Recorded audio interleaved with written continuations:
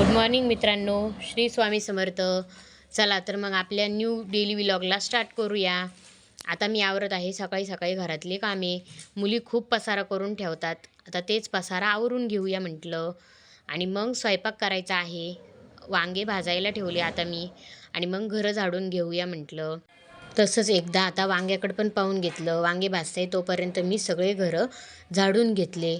आता घरं झाडून झाल्यावर मला करायचा होता स्वयंपाक. मग आता मी फुलगोबी निवडत आहे भूमीच्या डब्यासाठी.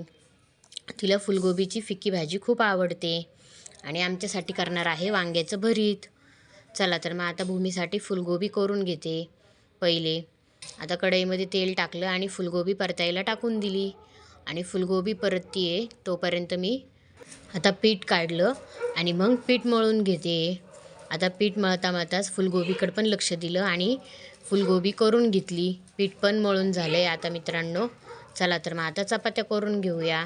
आता तशाच पटापट चपात्या करून घेतल्या आणि नंतर मग मी लसूण सोलून घेतला.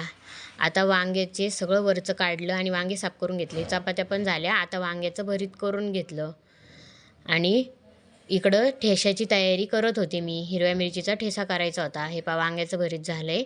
आता बाजरीच्या भाकरी टाकून घेते 2.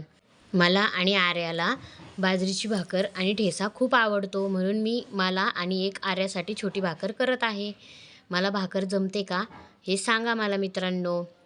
हे आता ही झाली माझी भाकर आणि मग मी तिला तव्यावर टाकून घेतलं आणि आता तिला भाजून घेऊया. हिवाळ्यामध्ये बाजरीची भाकर खाण्याची एक वेगळीच मजा असते. आणि मग बाजरीच्या भाकरी झाल्यावर मग मी लगेच तव्यावर ठेसा करायला घेतला. आता ठेशाचं सगळं परतून घेतलं आणि लगेच गरम गरम त्या ठेशाला तव्यावरच रगडून घेतलं तांब्याने. तयार आहे आपला ठेसा. चला तर मित्रांनो या जेवायला आणि माझा ब्लॉग कसा वाटला ते पण सांगा. बाय बाय, भेटूया नेक्स्ट ब्लॉगमध्ये.